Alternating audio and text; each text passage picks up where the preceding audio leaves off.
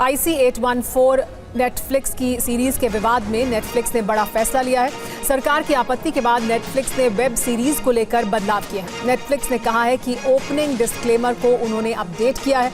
Disclaimer में आतंकियों के असली नाम भी बताए जाएंगे। आज ही सरकार ने नेटफ्लिक्स की कंटेंट हेड को तलब किया था। अब कोड नेम के साथ साथ आतंकियों के असली नाम भी बताए जाएंगे। डिस्क्लेमर में ही ये जानकारी नेटफ्लिक्स द्वारा दी गई है।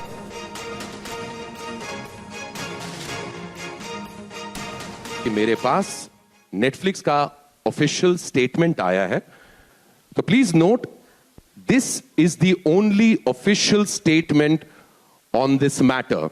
There are a lot of reports online, and I request our esteemed members of the press to please refer to this particular statement.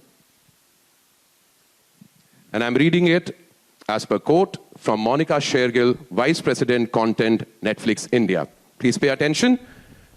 For the benefit of audiences unfamiliar with the 1999 hijacking of Indian Airlines Flight 814, the opening disclaimer has been updated to include the real and code names of the hijackers. The code names in the series reflect those used during the actual event. India has a rich culture of storytelling, and we are committed to showcasing these stories and their authentic representation. और इस पूरे मामले पर और ज्यादा जानकारी के लिए हमारे साथ जुड़ गए हैं TV9 भागवत संवाददाता राजीव सिंह। राजीव, विवाद हुआ, उसके बाद जब मंत्रालय ने तलब किया था कंटेंट हेड को, उसके बाद ये बड़ा बदलाव किया गया है। क्या कुछ कहा गया है वो हम सुन रहे थे अभी, यानी अब डिस्क्लेमर में जो असली नाम थे वो भी बताए जाएंगे?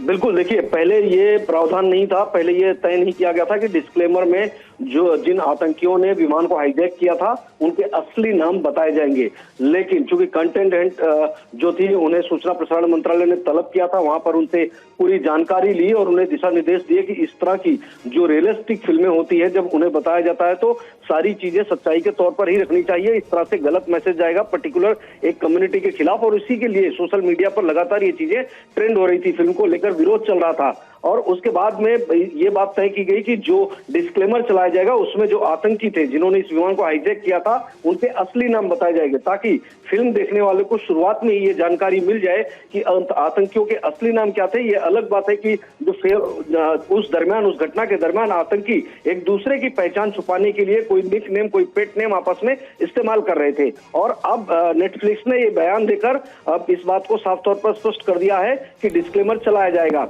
फिलहाल आज का जो ये नेटफ्लिक्स का कार्यक्रम था ये पहले से तय था, लेकिन ये नहीं तय था कि उसमें इस तरह की चीजें होंगी। लेकिन जब सूचना प्रसारण मंत्रालय ने बुलाया कंटेंट हेड को, मोनिका शेरगिल को, और उनसे कहा कि आपको कानून का पालन करना पड़ेगा, उसके बाद में इसको भी इस कार्यक्रम में इंक्लूड किया गया। जी राजीव, बहुत शुक्रिया इस तमाम जानकारी के लिए। और इसी पूरे विवाद को लेकर अभी तक क्या जानकारी सामने आई है, किस तरह से इस पर पूरा विवाद खड़ा हुआ, उसी से जुड़ी हुई एक रिपोर्ट देखिए। वेब सीरीज IC-814 विवाद पर आज सूचना प्रसारण मंत्रालय में बड़ी बैठक हुई। इस मीटिंग में Netflix content head Manika Shergill समेत 2 वरिष्ठ अधिकारी शामिल हुए। करीब 1 घंटे तक चली इस बैठक में IC-814 वेब सीरीज में बदलाव के निर्देश दिए गए। नेटफ्लिक्स भी विवादित कंटेंट में बदलाव करने के लिए तैयार है। सूत्रों के मुताबिक IB मिनिस्ट्री की तरफ से कहा गया कि किसी को भी लोगों की भावनाओं से खेलने का अधिकार नहीं है। देश की सभ्यता और संस्कृति का सम्मान जरूरी है। नेटफ्लिक्स ने सरकार के सामने अपना पक्ष तथ्यों के साथ रखा।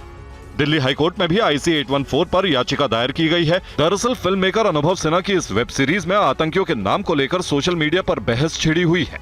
कुछ लोगों का आरोप है कि इस सीरीज में जानबूझकर आतंकियों के हिंदू नाम रखे गए। विमान का अपहरण करने वाले आतंकियों को भोला और शंकर के तौर पर दिखाया गया है। हालांकि वेब सीरीज में आतंकियों के भोला और शंकर नाम रखने वाले तथ्य सही पाए गए हैं। आतंकियों ने अपनी पहचान छिपाने के लिए हिंदू नामों का इस्तेमाल किया था। 5 आतंकवादियों ने 1999 में विमान हाईजैक किया था। इसी घटना पर यह वेब सीरीज बनाई गई है।